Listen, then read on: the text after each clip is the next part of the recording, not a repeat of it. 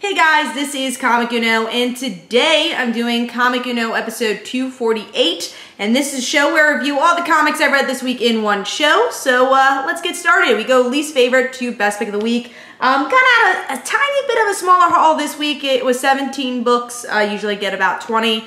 And sorry if I sound a little nasally. I'm still fighting a cold that I've had for about 2 weeks, so sorry about that. So we're gonna get started. Happy 4th of July, of course, as well. And we got some books to cover. All right. Hopefully this doesn't shake because it's on like a table. All right, I'm gonna put my water next to me instead. That way it doesn't shake. All right. Number 17 for me this week is Avengers issue 4. Love this cover though. Really like the Carol cover. But I have not been able to get into this series. I want to because it's Avengers, but I have not been able to get into an Avengers series in a while. But for me, it just feels really cluttered. I'm not getting the voices of the characters as much as I wanted to, especially because I felt like that was highlighted well in issue 1. But I think I'm going to take a break with this series unless there's an event that really pops for me. But I think I'm going to be dropping this series. Just hasn't been doing it for me. Moving on to number 16. Which is Hunt for Wolverine, Weapon Lost, issue 3. Just not a big Daredevil fan, and I feel like this is just an excuse for Charles Soule to write more Daredevil. And I know a lot of people like his Daredevil. Again, just not a huge fan of the character, and I want to see more Wolverine-related stuff. At least we get to see a glimpse of some Wolverine stuff in this issue. With Albert returning to the pages, which was cool. And I like the artwork. Artwork's pretty good. I think it fits the grim story he's trying to tell. Just not my taste. So I gave this one 2.5 stars, and that is number 16. Sorry if I cough too. It's, again, the cold is kind of crazy. All right, moving on to number 15. Which is Deathstroke vs. Batman, issue 33. And another arc I just have not been loving. I feel like, and I say this with every review, this would have been a lot better if it was just its own miniseries. Deathstroke was doing the stuff it was doing before with the anti-Titans pretty much, which I really liked. But here, I don't care about Damian not being the son of Deathstroke. But I will say I enjoyed this issue a little bit more because I like the Damian and Deathstroke dynamic here. As Damian says, "You're not my father, but I'll pretend you're my father for now," and being the brat that he is. And the artwork is good as well, but just too lengthy of a mini-series, or mini-arc, and it should have been a mini-series. So, gave this one 2.5 stars. Now it's number 15, I believe. Now we're moving on to number 14, which is AntMan and the Wasp, issue 3, another book that's just too long. It really does not need to be. I think it's 5 issues this mini, and it's just them in the microverse, and, you know, something physically happens to them every issue. We get to see Ant-Man in this, like, neon negative thing going on, which is cool, but it's just very action-adventure. There's not a lot of story here, and it's weird because Scott and Nadia are 2 characters that have a lot of character-driven story to tell, and I just want to see more from them. It just feels like more of this action-adventure, and I just want more substance with the book. But artwork's really good for this series, so at least for that aspect, because again, it's more of this action-adventure book, at least you get good artwork and creative designs here for the microverse. So I'm giving that 2.5 stars though. Wasn't really worth the read for me. Alright, moving on to number 13, which is Project Superpower, issue 0. This is a Dynamite book. Just looked like a cool cover, and I want to try out more Dynamite books, so I gave this one a read. It was an okay issue 0. It explained who these characters were, but honestly didn't really grab my attention as someone who's never read these characters to want to pick up the next issue. So I think this is going to be a little bit better for people who have read these characters before. You might enjoy the story a little more than I did. But I like the narration. The artwork is really solid as well, so it's still a well-constructed book, especially for issue 0. Which is more of an origin type book anyways. So I gave that 3 stars. Moving on to number 12, which is IDW, a new book from them. Lowlifes, issue 1. I really like the cover for this one. I liked the bloody body, the kind of chalk mark type thing going on. I enjoyed that. I didn't love the story. I wasn't grabbed with this one. I like the main character. I thought he was interesting. He's like this detective character. But this didn't really have any originality to me. So it didn't really grab me at all. And the artwork was very damp. So I gave this one 3 stars. It wasn't bad. It just didn't wow me at all. It just kind of felt by the numbers. So that was number, let's see. That was 12. Moving on to number 11. I think this will be higher for people. I haven't been able to get into this, but Justice League issue 3. Really enjoyed the first issue, or enjoyed the first issue. I won't say really enjoyed it. I don't think it made my top 5, but I enjoyed the first issue. Second issue, didn't really like. This was higher than the second issue, but because you get a little bit more into this ultraviolet Green Lantern or Lantern stuff, which is cool. I like the obviously different take on the DC mythos, but the one thing I haven't liked about the series is how bogged down the dialogue feels. It's very hard to get through the book, and I know that's usually Snyder's style, and I like that for Batman, and I love that for American Vampire, because I got who the characters were. They were all pretty much solo books. American Vampire, there's a lot of characters, but it's always focusing on one character. But because there's so many voices here with other characters and the huge bricks of dialogue, it's hard to get through, and I don't want to feel that way with my comics. So Justice League issue 3 for me gets 3 stars. Again, imaginative story, like the mythos they're telling, but didn't really like the execution for it. But we'll see how long I keep Justice League on my poll for. So that I gave 3 stars. Moving on to number 10. Oh, and I also want to say about the artwork. Same artist as the last issue. I like his artwork, but I do think the first issue had a bit more detailed art that I want to see in a Justice League book. You know, flagship book for DC. Anyways, moving on to number 10, which is Astonishing X-Men issue 13. Haven't picked up this series at all. I don't even think I picked up the first issue because I didn't care for the roster. But I do like Matthew Rosenberg's writing. So I picked up this issue because this is the start of his new run. And the real reason why I picked it up, I'm a huge Dazzler fan and she's joining the team. So I wanted to see what that's going to bring us. So I enjoyed this issue for the most part. I like Havoc being the main voice and seeing that, you know, he was a villain, and we get to see kind of, you know, not the Boy Scout character running his own team for the X-Men. It's cool because usually you get this kind of cliche scene where Havoc goes into the Xavier school and starts teaching a class, and you think, you know, all right, all the X-Men that don't know what to do, they go teach a class, or, you know, it's just kind of mandatory that they do so. So you're like, all right, we've seen this before. And then you find out, like, he wasn't actually there to teach a class. He just wanted to recruit them. And Kitty's just like, get out of my school. So I enjoyed that stuff. I wanted to see the team form a little bit more. I think it was a slower issue. And the reason why I couldn't get to the 3.5, honestly, it's the art. I like Greg Land's art for covers. I think it works really well. And I figured this out with this issue. I'm like, why do I like Greg Land's artwork so much for covers but not interior? The interior, a lot of times, their eyes are always closed. You know, obviously over-exaggerated facial expressions. And it works for a cover, but when you're reading an interior, it did not work for me. Didn't mesh with the coloring either. For some reason, I felt that was kind of combating each other. So that's a big reason why I had to go with the 3 stars here, but definitely interested to pick up more and see how this team forms. And I do really like Rosenberg's voice for Havoc. That definitely hooked me to want to read more. I like that Beast was teaching a class in Harvard. I thought that was cool too. All right, moving on to number 9, another X-Men book, which is XMen Gold, issue 31. Love this cover. I'm really torn on this issue because it wasn't a bad issue. There were good stuff. I like the artwork. I think it's really detailed. Good stuff, but I expected something else out of this issue. So let me take a sip of water, sorry. But yeah, I expected something else out of this. Cliffhanger alert, because what did I expect?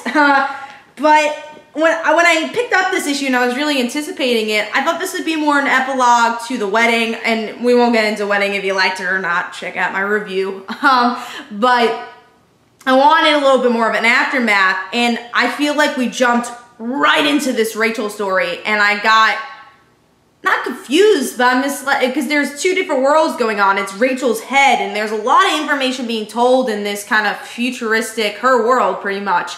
And we get to see Kitty, pregnant. Obviously, Colossus and Kitty are married. And then what confused me is the transition from present, where we get to see Kitty and Colossus saying, oh, we can't get married, blah, blah, blah. And then Kitty/Kate looking back saying, oh, just thinking about something.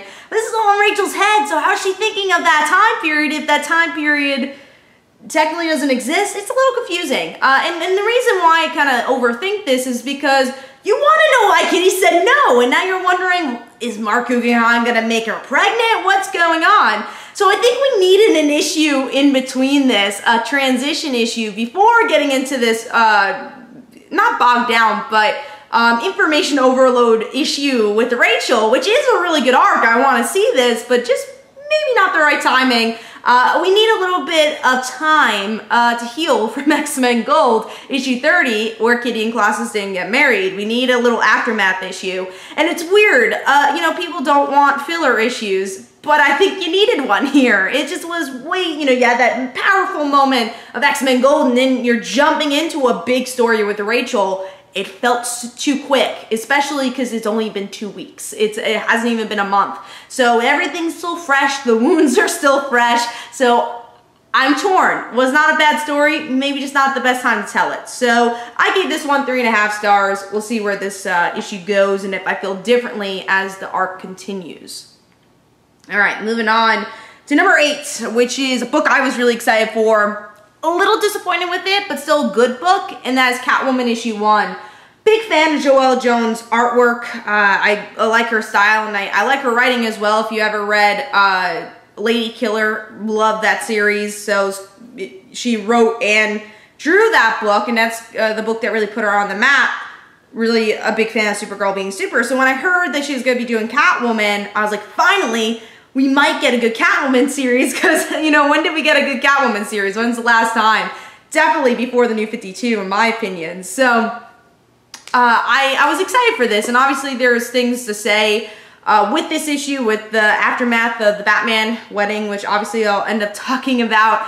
But I like this issue for the trauma, I guess, that Catwoman's going through, that she loves Bruce, but she had to leave Bruce. I enjoyed that. I like that she's dealing with that pain through gambling. I thought that was a really good way for Catwoman to deal with it. I like the copycat stuff, but I wanted even more emotion. I felt like I had to really dig deep for that depression that Catwoman's going through. I don't think that was really on the surface. It's when you dig deeper into the series, that's when you see it. I wanted even more of her feelings towards the ending of this, you know, Batman issue. So I just wanted more of an epilogue. I guess that's the theme of this video. I wanted a little bit more after the wedding issue. Maybe we'll get that with Batman issue 51, but I really wanted Catwoman's point of view on it, and I think we jump into a new story so quickly. You know, I think they could have went with her pain a little more, but I'm guessing that's what the series is going to be about. So hopefully those other issues do that. So for me, I gave it 3.5 stars. Still really love the artwork overall. I'm interested in this copycat story. It definitely gave me enough to want to pick up more. I just expected this to be even higher on my list. So I guess that's why I was a tad bit disappointed. All right, moving on to number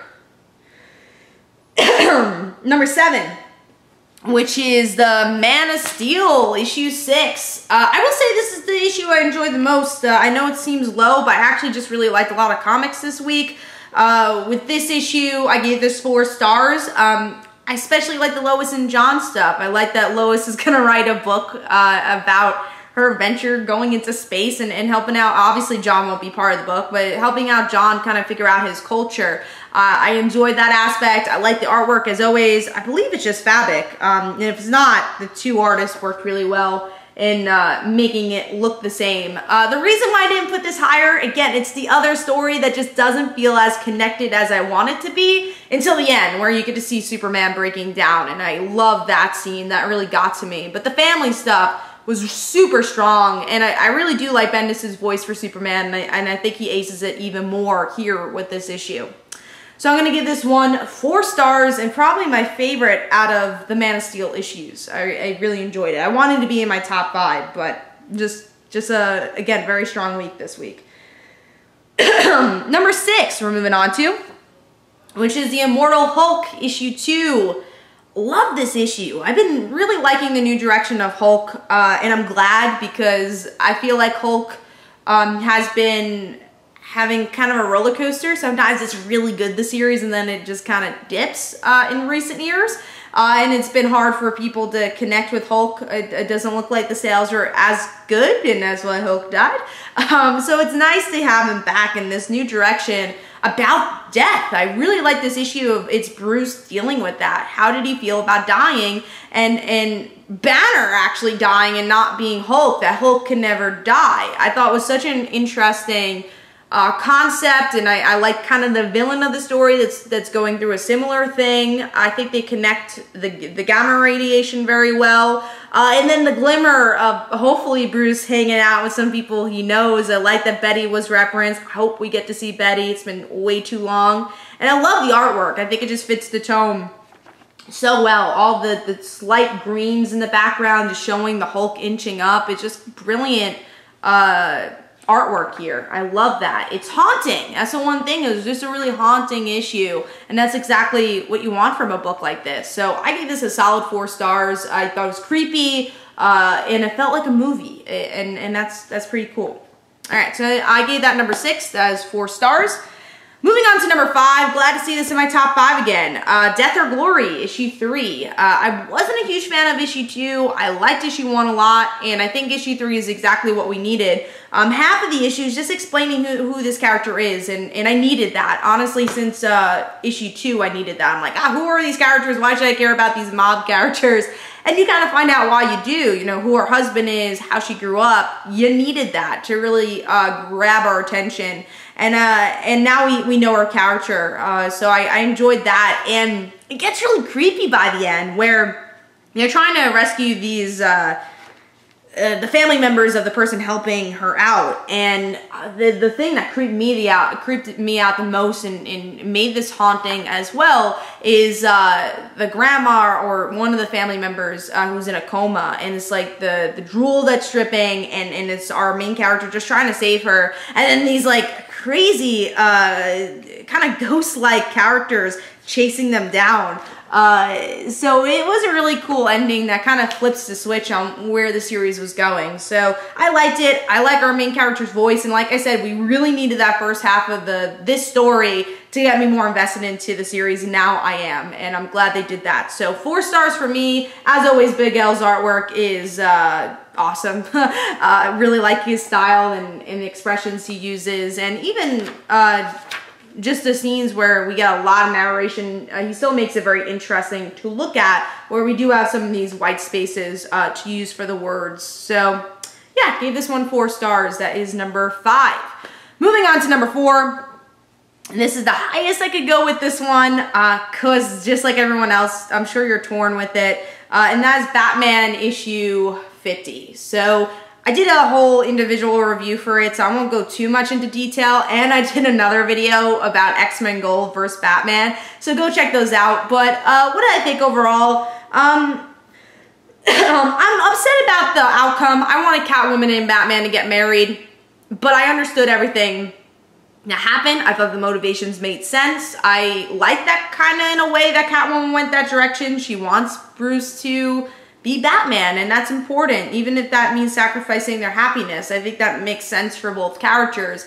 And just the way that Tom King plays it out, it's poetry, and all his writing is poetry, and I love that. I love his structure. I liked how they used the different art pieces where they don't just slide in the end of the book. It's like, this is issue 50. Look at all these pinups. I'm glad they actually utilized it with the words. I thought that was creative to utilize the page count. I don't know why Batman and Catwoman kept complimenting their eyes, but that got a little bit too much. But overall, I did think it was a solid issue, and we'll have to see where this one goes. So I gave this one 4 stars. And that was number 4. I think you guys are going to be surprised with this one. This is my number 3 this week. Again, just really liked all 3 of these issues. Pretty much the same, but it was hard to pick. So number 3 is Paper Girls issue 22. The reason why I made this number 3, it's a little slower than the issues in the past, but I still love it. It's such a wonderfully crafted series. Again, I could go on and on about why I love Paper Girls, but I love the interactions between the girls here, older Tiffany, while they talk about Wari and Japo. It's like, what the hell are you talking about? Like, you know, why is every single time I talk to you guys, I don't understand what you're saying? So it just shows how much they've gone through. So there's funny moments like that. And then you have super creative moments, like them being in the library and you have this like claymation monster trying to attack them. And then Mac's like, it's the librarian. It just feels like it's coming out of this super creative movie. Every issue feels that way. And then we get a little bit more from Japo and Wari. We get to see how they ended up this way in a way and learn a little bit more about them, which is nice. We've only really seen glimmers of that.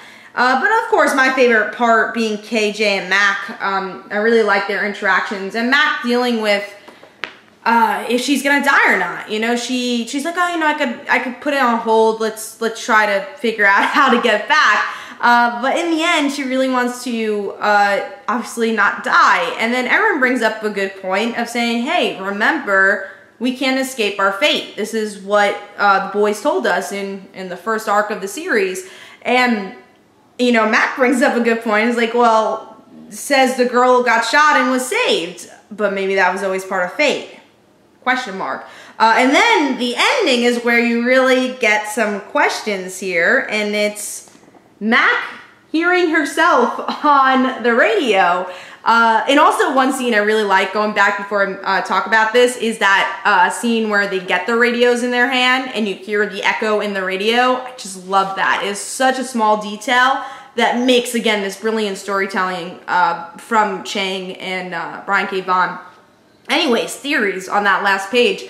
I think, and I hope I'm wrong, but I think that because Mac is trying to escape her future, I think that it's going to be like Final Destination in a way. Someone has to die, because we get to see that Mac seems hysterical in the conversations, like, oh, she's about to die, she's about to die. I think it's KJ. I hope I'm wrong, because KJ is my favorite character of the series right now. And I love all the girls, but I've always enjoyed KJ's character. So I think she's gonna die. I think that's gonna be how fate trades. It's gonna be because Mac saves herself, someone else is gonna die. And especially because this love story is kind of going on, or almost love story is going on between the two. It'd be traumatic, and Paper Girls is traumatic. So I'm really interested to see where that goes. Really good mystery, just as always, that Paper Girls does that. Leaves you on a great cliffhanger. So I gave this issue 4.5 stars. Again, it's a little slower because there's a lot of world building with this one, and obviously that last page is more about setting up where they're gonna go. But really enjoyed this one as always. So that's my number 3. Moving on to my number 2, which is Injustice 2, issue 29. I love this issue. It's exactly what I want from a Teen Titans type story. This is my Teen Titans. I'm a huge Cassie and Superboy fan. I wish Tim was here, but Tim's not. But I love the humor in this book, and the match of the artist and Taylor, where we get to see small moments like Jaime putting his head on the door, like saying, Mom and Dad, I don't want to like bring my friends over. And he's like, I don't want you guys to talk to them. And then he's like, what are you guys' names again? So small moments. And then Booster is hysterical in this book as well. But then it's those magical moments that I kind of miss as a fan of the Teen Titans and this version of the Teen Titans, and we haven't seen this in years, but it's just the interaction between Cassie and Superboy. It's all of them. I think Taylor's a brilliant character writer, and it shows here. He's so great at putting in humor, putting in drama, which he had a little less drama here, and putting in great action. And I think the artist did a really good job at picking all that up and showing that through his art style. Really expressive stuff. So I love this issue. Really enjoyed it. 4.5 stars. And if you're a Teen Titans fan, definitely pick this one up. Moving on to number 1, which is GoGo Power Rangers, issue 11. Really enjoyed this as a Kim fan, as a Kimberly fan. So we get to see Kim versus Kim, exactly what was promised. We get to see Ranger Slayer Kim and obviously our present Kim, and they're fighting. And it's interesting, as they're fighting, she still has that robot, and she sees Matt, and you can really definitely see a glimmer of her stop, you know, and say, oh, well, Matt. Because I love the opening, and I've been loving these flashbacks / flash forwards where Matt dies. And you get to see this really interesting friendship between Kim and Bulk, which I really like. But you get to see this humanity with Kimberly and how much she's gone through and how much trauma she's gone through and why she acts the way she acts.